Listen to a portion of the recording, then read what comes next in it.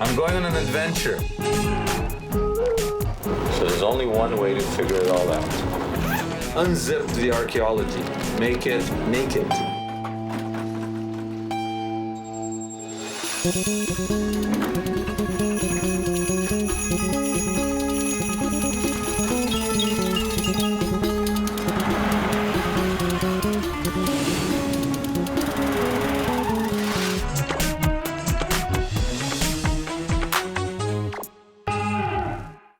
The New Testament story of Jesus' birth has been told thousands of times. Long ago, in Nazareth, there lived a young woman named Mary. One day, an angel appeared and told her she had been chosen to have God's son.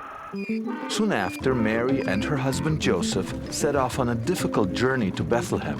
Then, in a stable, Mary gave birth to a bouncing baby boy and put him in a manger full of hay. They were visited by some shepherds, some animals, 3 wise men, and a couple of angels too. Every year, billions of people around the world celebrate Jesus' birth. The Bible gives us details of the nativity story, but barely mentions anything about the next 30 years of Jesus' life.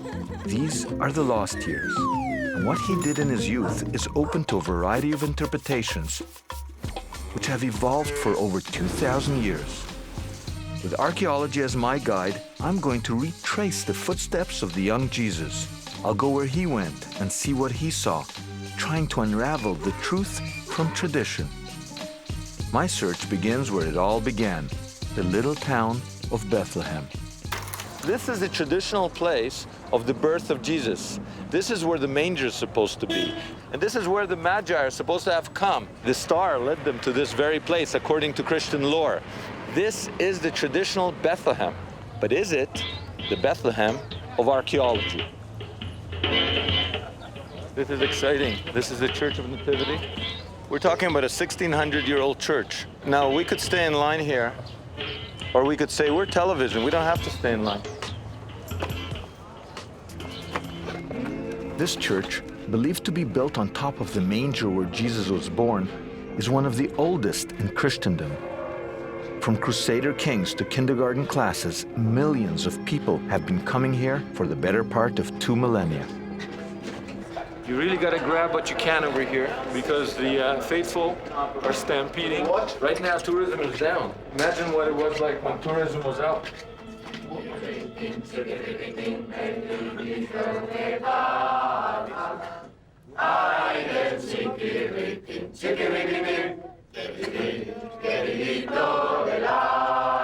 That's the traditional place of Jesus' birth, right over there.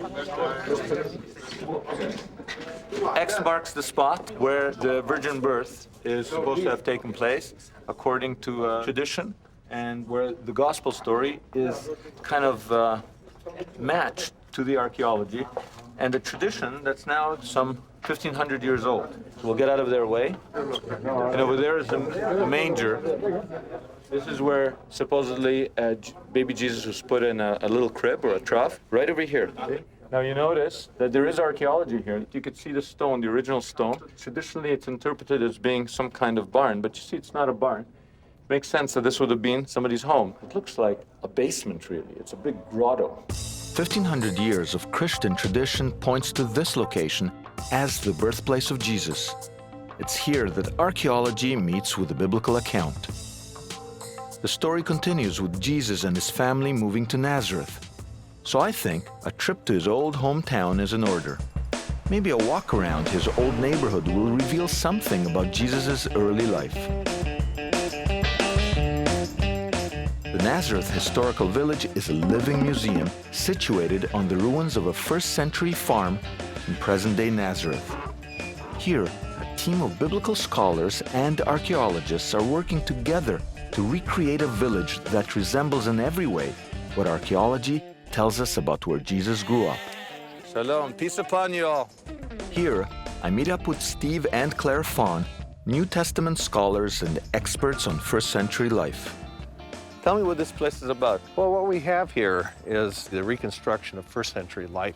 As a location, this is only 500 meters away from where Jesus lived. So we know that it existed during the time of Jesus and his family. Is this based on Hollywood's version of what things look like, or is this solid archaeology? We've built these buildings out of the same rock, the same mortar, the same roof beams that would have been used back in the first century. This actually looks ancient, this hole in the ground. What you find here is a drain in which rainwater can come down. You've got the water coming down here. It's collecting the rainwater, right? Yeah. And it's pouring down there. This is a settling pool, so all the dirt can settle to the bottom before it goes up and into the hole down into the cistern inside the wall there. Take us in. As you would in a normal house, you'd be coming into a courtyard like this. This is in a really normal neat. house. You guys are good. The story here is rebuilding first century life. If you want to understand the Bible or the period, you have to be like a detective going back to the scene. Some of the major archaeologists have come through here, and they have really said, now I finally feel like I'm inside a first century town. It comes alive. Instead of looking at some rocks on the floor, you're sitting here, you could just see that second level. Right. Sweetie, come down for dinner. You know, I could just... That's it. It's amazing. I can still hear them arguing after all these years. It's definitely a Jewish home. Yeah. Steve shows me a replica of the type of house Jesus grew up in. The carpenter shop where he would have helped his father, and the synagogue where he would have prayed. From this recreated village, we can actually envision the early home life of Jesus. He probably lived like any other boy in first century Galilee. He would have gone to school, helped around the house, and played with the neighborhood kids. After a whirlwind tour, the only thing I haven't seen is a manger. Steve's wife, Claire, takes over the tour to talk about the nativity scene. So you're better with mangers? Well, I think I'm better with childbirth. I think that was the implication there, having three of our You're own. a scholar as well, right? Yeah, I work in New Testament and teach New Testament courses. When we think of the whole nativity story and being Yeah. born in a manger, you kind of almost think of a European or American farm where they're being sent off to the barn. Because of Christmas cards and film and media, we have a picture of Mary on a donkey in labor in the pouring rain, and Joseph arriving at a strange city and going from door to door, knocking at every hotel and motel, and everyone says, sorry, we're full up, and your poor pregnant wife who's in labor can't come in and have a room. But if we set all of that aside and we just work with the text of the Bible, first off it says there was this census and they were returning to Bethlehem because it was the ancestral home of Joseph's family. If it's their patriarchal home, that means there's a network of relatives already Everybody's living saying, there. Hi, how are you? Long time. Exactly. It's a patriarchal home. And Long time no see. it's a huge family occasion. Also, though, the house is packed to overflowing because everyone who's part of the family has to come for this particular census. So my understanding of this story then is that because the house was so full, because there was no room in the guest room, when Mary went into labor, the question was, where can she have this baby in peace and quiet with some privacy? And the best suggestion they could come up with a room like that. was to empty out the storeroom and lay down fresh hay and give her a little bit of privacy. So this is And what laid it in the probably crop. looked like. Didn't look like an American barn, right? Claire takes me to a grotto that looks very similar to the basement of the Church of the Nativity. Unlike an American barn, this is actually a basement cave. I think a basement is much more like what we would call it. I'm not a woman, but it seems to me that I wouldn't mind giving birth. Yeah, cozy and private. I'd like a little more light, maybe. Here's a And little Mary offered her oil lamp, little Yeah, there's a area little here. first right. century type oil So lamp. that Mary, you know, Yeah, they would have lit it with oil lamps. I like your manger. It's a nice, Thank you. it's a nice manger. That's one of those things. Claire dispels some commonly held notions of the nativity scene, and it's a good reminder of how a traditional story told over the ages evolves into something very different from the original. So with all that straightened out, I'm heading off to meet with an archaeologist who says the story of the nativity may be right, but the location is all wrong. My next stop is a short drive from Nazareth to the ruins of an ancient town called Bethlehem. It's the little-known Bethlehem of the Galilee, 120 kilometers north of the Judean Bethlehem, where most think Jesus was born. Here I'm meeting with the archaeologist Aviram Oshri. Oshri thinks everyone's got the wrong Bethlehem, and his proof begins with a large wall surrounding this tiny village. This is Bethlehem of Galilee. This is the Galilean Bethlehem. Yeah. We're coming towards Galilean Bethlehem now. Now what's this? This is the wall. These are big blocks. Mm-hmm. If I would have just been wandering around here, I would have thought that these stones are just some kind of terracing system. But in a minute, I'll show you why it can't be just a simple terrace. Why? Because there is a rampart, a built rampart, leading into the city. So it's a real fortification. Yeah. Here we see a rampart which is connected to the wall. It's built on both sides, and it leads us upwards into the city. Walls and ramparts were the primary defenses of ancient cities. These Byzantine fortifications suggest that a powerful city once stood here. But Bethlehem of the Galilee was a tiny village. What could these later Christians have been protecting? So this is not a small village. It's a small village by size. It's a small village with a very big fortification. Yeah. Ah, Here you can see the continuation of the wall. Usually you find that kind of walls in big cities like Jerusalem. It's quite unique for a village that small to be fortified. so you're saying the fact that there is such a significant wall for what otherwise would be a small little village must mean that the Christians care a lot about this particular village. Yeah, exactly. You think through excavations like this, you've actually found the place of the nativity. I do believe that this is the site of the Nativity. If Oshri is right, how did Matthew and Luke, writing a few decades after Jesus' death, confuse the Bethlehems? How do you explain the fact that there seems to be a very old tradition in the other place and total silence on this place? I would suggest Christianity wanted to turn Jesus into a Messiah. And according to the Old Testament, the Messiah should come from David's house. And David came from Bethlehem near Jerusalem. That is why Jesus had to come from that Bethlehem. The biblical prophets predicted that the Messiah will come from the family of King David, who hailed from Bethlehem of the south. Saying that Jesus was born there fulfills the prophecy and proves his messiahship. Was this all a bit of early religious spin? To help answer this, I'm meeting with Dr. John Kloppenberg, professor of religion at the University of Toronto. Let's start with Jesus and where he was born. I mean, of course, the tradition is it says Bethlehem, but there were two Bethlehems, as it turns out. Is it possible that Jesus' birthplace was kind of moved for ideological reasons, because to be born in the Galilee would not be where a Messiah should be born? When we have so little data, almost anything is theoretically possible. But I would say that the prior question is, why would we think that he's born in Bethlehem at all? The basis for connecting Jesus' birth with Bethlehem is very slender.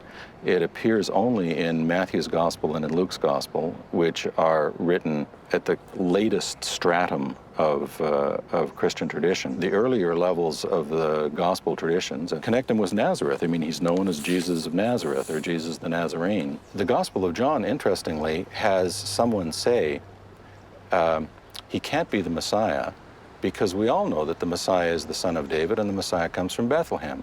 The implication being that everybody knows that Jesus doesn't come from Bethlehem. And both Matthew and Luke, when they talk about Bethlehem as the birthplace of Jesus, they're interested in connecting Jesus with David.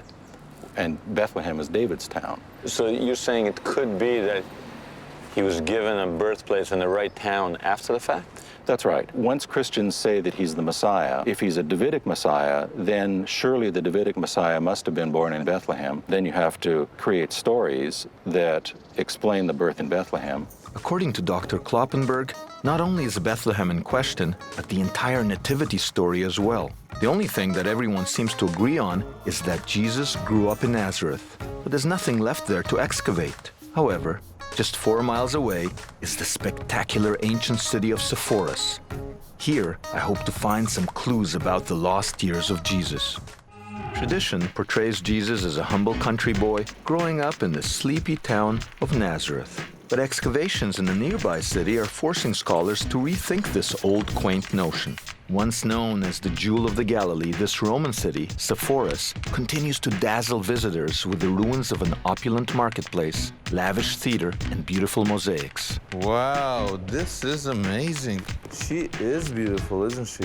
Since it was only 4 miles from his front door, wouldn't the young Jesus have been influenced by Sepphoris?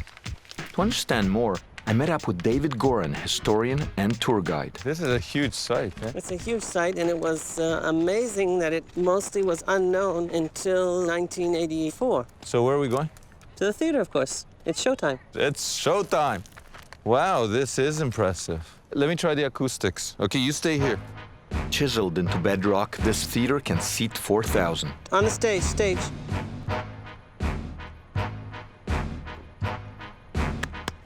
Can you hear me? I can hear you, fine. The acoustics are pretty good. This is the hallmark of Hellenistic culture, theater, acting. Jesus lived very close to here. How far is Nazareth from here? Around 4 miles. 4 miles. There's no way that a carpenter's son could have lived 4 miles from here and not come into touch with this place, right? There's no way that if you lived in the Galilee, you wouldn't meet Roman culture. One piece of compelling evidence that Jesus visited Sepphoris isn't supplied by archaeology, but by the Bible itself. Scholars have wondered where Jesus picked up the word hypocrite, a Greek word meaning actor, and a word that Jesus used 24 times in the Gospels. There's a good chance that Jesus learned this word from plays performed in Greek here at Sepphoris. Now look at the Gospels. Jesus is born in Bethlehem. He grows up in Nazareth, and Sepphoris is never, ever mentioned. This was the center of Roman culture. And I bet you Jesus didn't have very many good things to say about Roman culture. So when the new religion, Christianity, was being sold to the Romans, suddenly every reference to Sepphoris is edited out. Was this the work of ancient editors, or was Sepphoris just not important enough to make it into the good book? I asked Dr. Kloppenberg for his opinion. Why do you think Sepphoris, such a big city right in Jesus' backyard, is not mentioned? You would sort of expect an important city to be mentioned, and the fact that it's not is a bit of a puzzle. Perhaps even more puzzling that Sepphoris is so close to Nazareth, and I would suppose that it would have been a place that Jesus visited, and perhaps a place that both Jesus and his father worked in. That's where all the work was. Yes, exactly. So why do you think it's not mentioned? I don't have any answer for why it's not mentioned. It may not have been mentioned because it was a pro-Roman site. It's conceivable that I suppose that Jesus made anti-Roman statements and those have been edited out. But we don't really have any strong evidence of that. So explaining silences is always a very difficult thing for historians. With no written evidence, all we can do is piece together a picture based on the archaeology. David takes me to the remains of an ancient home where the Roman and Greek influences can be seen in the mosaics left behind. This section of Sepphoris has never been seen by the public. You have to pick up everything? What? It's there for a reason, no? It's the archaeologist in me. I have to just peek. Oh, look at that. Unveiled for the first time. Quite beautiful, actually. It looks like they're playing a game. Yeah. They're playing dice, gambling. Mm-hmm. This place, religiously speaking, it's a den of sin. They're playing dice, games of chance. They got 2 guys dancing there. He's drinking and getting drunk.